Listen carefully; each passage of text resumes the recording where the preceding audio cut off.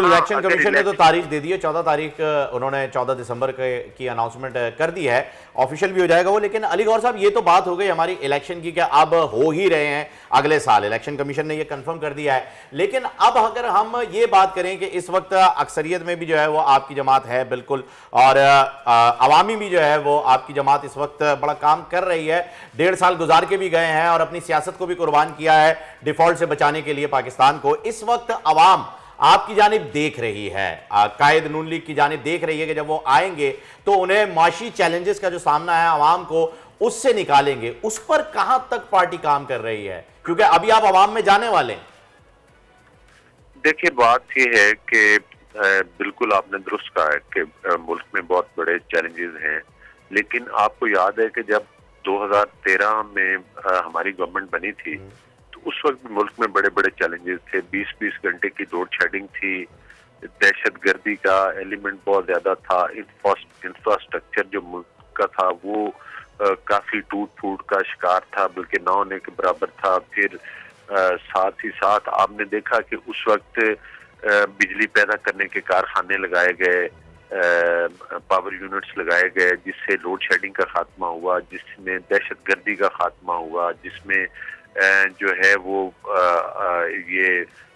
सी pack जैसे projects आए और बहुत बड़े बड़े प्रोजेक्ट्स आए, जिससे कि मुल्क की इकोनॉमी बेहतर हुई। उस वक्त 4% तक महंगाई की रेशो सिंगल डिजिट में लाए थे, उससे पहले भी महंगाई की रेशो ज्यादा थी। बिजली का रेट बिजली पैदा करने के बाद, लोड शेडिंग के खात्मे के बाद भी 5.5-6 रुपए तक यूनिट था, तो मुल्क माशी तौर पर मुस्तहकम था। असल हकीकत तो ये है, अब जाहिर है आपके प्रोग्राम्स में टाइम भी थोड़ा होता है, जब ये इमरान प्रोजेक्ट लॉन्च किया गया था, इस प्रोजेक्ट ने ही मुल्क में माशी तबाही भी की है, सियासी। अच्छा देखिए, अब तो हमें आगे बढ़ के गौहर साहब इस बिगाड़ को ठीक करना है ना। मैं इस वक्त ये सोचने पर मजबूर हूँ बतौर पाकिस्तानी कि जब ऑलरेडी आप लोगों का जॉइंट वेंचर था,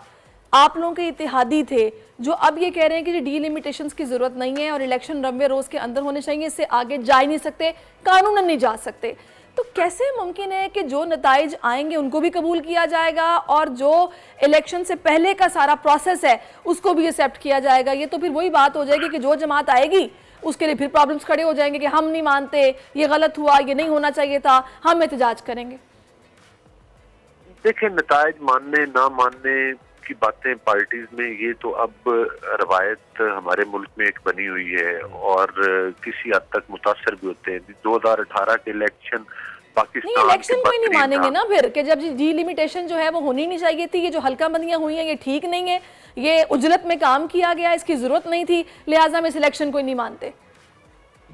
नहीं, मैं ये कह रहा हूँ कि 2018 के इलेक्शन बदतरीन धांधली ज़दा इलेक्शन थे, लेकिन इसके बावजूद उसके बाद हम असम्बलियों में बैठे, हमने जमहूरी प्रोसेस को चलाया, हमने एज अ अपोजिशन असम्बलियों के अंदर और बाहर अपोजिशन का किरदार अदा किया। तो एक तो ये है कि पॉलिटिकल पार्टीज के तफरात होते हैं, लेकिन कोशिश करनी चाहिए कि ज्यादा ये इलेक्शन कमीशन ज्यादा बेहतर है गौहर साहब कि आप लोग पहले ही बैठ जाएं पीपल्स पार्टी के साथ और उनको या तो मना लें या उनकी मान लें, ताकि इलेक्शन मुकर्ररा वक्त पर हो जाए, क्योंकि अवाम भी ये चाहते हैं कि हम जल्द इलेक्शन में चले जाएं। बात की ना बड़ी क्लियरली वजाहत कर दूं। पहली बात तो ये है कि पीपल्स पार्टी हमारी एक इत्तेहादी पार्टी है